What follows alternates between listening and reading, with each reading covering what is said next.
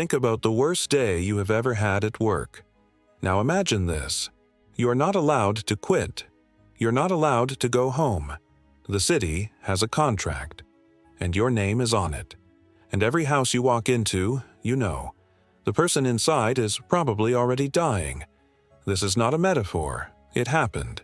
In the streets of Florence, Venice, Paris, London, a figure in a long dark robe, a wide-brimmed hat, a mask with a long curved beak filled with herbs and spices, two round glass eyes staring at nothing. When this figure appeared at the end of a cobblestone street, children ran. Adults stepped back into their doorways. Mothers pulled their children inside and bolted the door. Not because he was dangerous, because of what his arrival meant. Death was already here, and in 2020 a doctor standing outside a patient's room in full protective gear finally understood what those men felt. He wrote afterward, "I felt guilt. I felt fear. The heavy suit was not for my patient.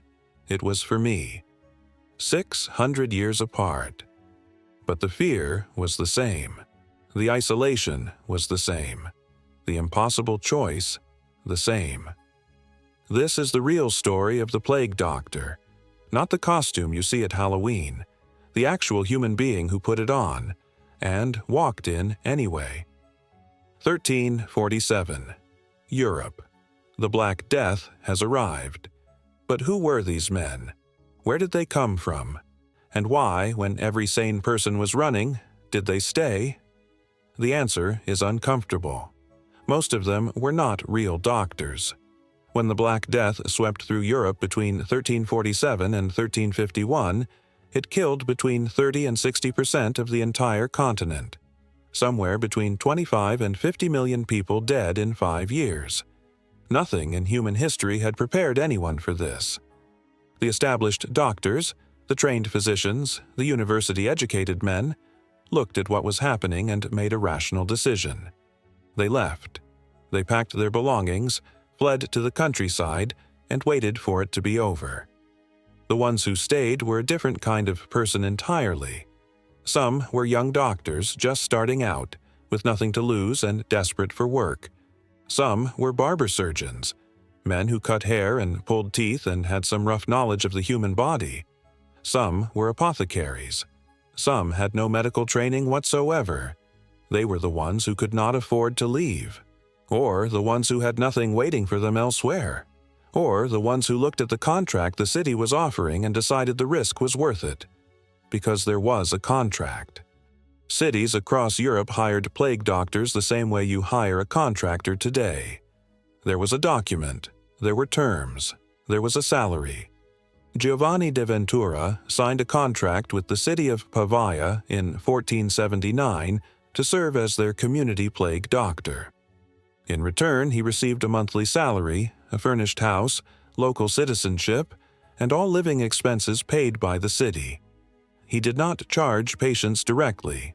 He was a public servant, paid by the government to walk into houses where everyone else refused to go.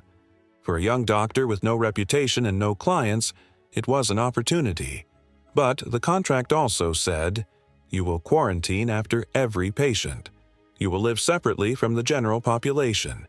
You will not attend markets, churches, or public gatherings. Your only company will be other plague doctors, and the sick and the dying, for months, sometimes years." And then there was the clause that revealed everything about how desperate the situation was. In 1382, Venice issued a formal warning. Any plague doctor who abandoned his post would lose his citizenship. Not a fine, not a punishment. Citizenship. Gone. The city had learned from experience.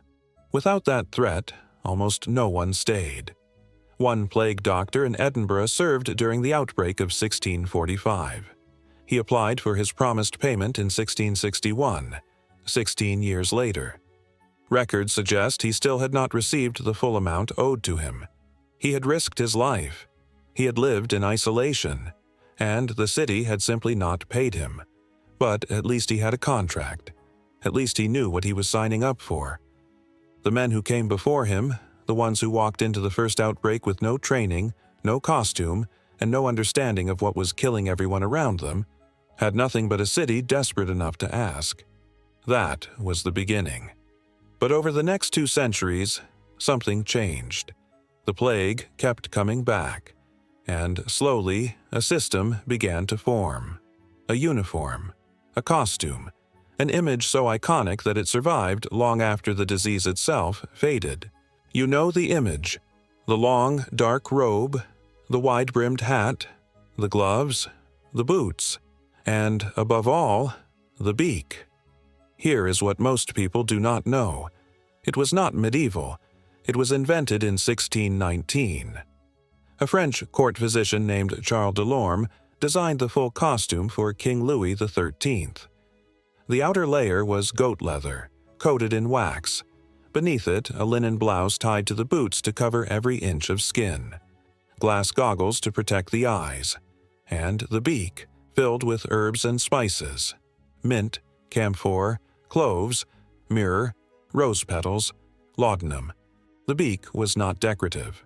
It was a filter. Doctors believed that plague was caused by miasma, bad air rising from rotting bodies and corrupted earth. If you breathed air filtered through sweet-smelling herbs, you would be protected. They were completely wrong about the science.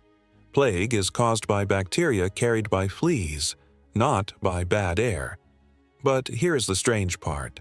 The full leather costume, covering every inch of skin, did provide some protection, not from miasma, from the fleas. They stumbled into partial protection for entirely the wrong reason. The costume became iconic. It became feared. It became a symbol of death in the streets of Europe. But behind the beak, behind the glass eyes, behind the leather, there was still just a man, doing a job nobody else would do, with tools that barely worked, in a city that was dying faster than he could count. So what did they actually do when they walked through that door? The treatments were not good. Bloodletting, draining blood from the patient, was standard. Lancing the buboes, the swollen lymph nodes filled with pus that gave the disease its name, was common. Some doctors rubbed live toads on the open wounds, believing the toad would absorb the poison. Some prescribed drinking mercury. Some covered the buboes in human excrement. Almost all of it made things worse. The plague doctor carried a long wooden staff, not a weapon, a tool. He used it to examine patients without touching them, to point, to measure what he considered a safe distance, to keep desperate families from grabbing at him, because the families were desperate. When the plague doctor appeared at your door, you knew what it meant. You were not getting better. You were being documented. He witnessed wills. He recorded deaths. He counted the infected and reported the numbers to the city.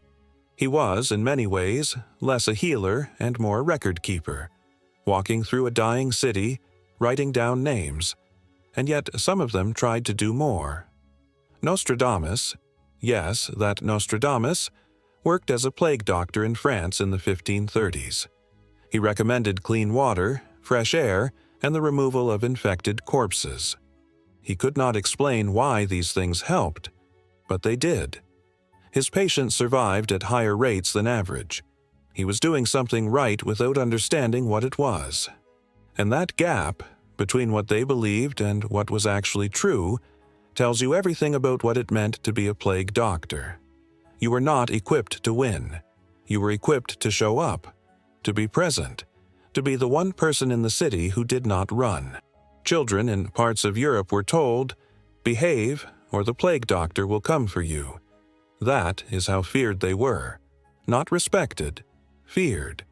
When the beaked figure appeared in your neighborhood, walking slowly from house to house with his staff and his robe, you did not think help has arrived.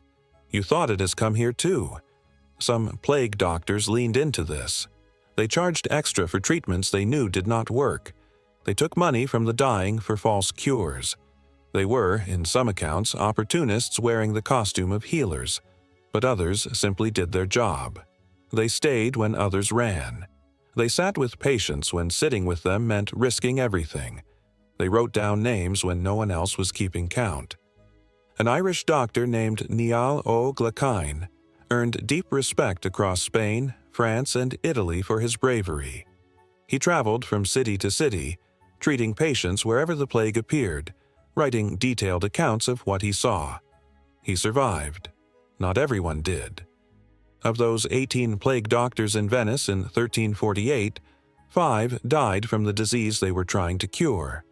They walked into it knowing the odds, and they walked in anyway. Who would the plague doctor be today? Not a celebrity doctor, not a researcher in a clean laboratory finding a cure, the one who shows up to the nursing home at 3 in the morning, the paramedic who walks into the building before the fire is out, the volunteer in the field hospital with no proper equipment and no guarantee of going home. Every generation has them, the ones who walk toward what everyone else runs from, not because they are fearless, because someone has to go. The plague doctors of the 14th century did not understand bacteria. They did not understand fleas. They did not understand the invisible world that was killing everyone around them. But they understood one thing. Someone had to walk into that house. Someone had to sit with the dying. Someone had to write down the names. And they went. Subscribe to stay with us on this mysterious voyage.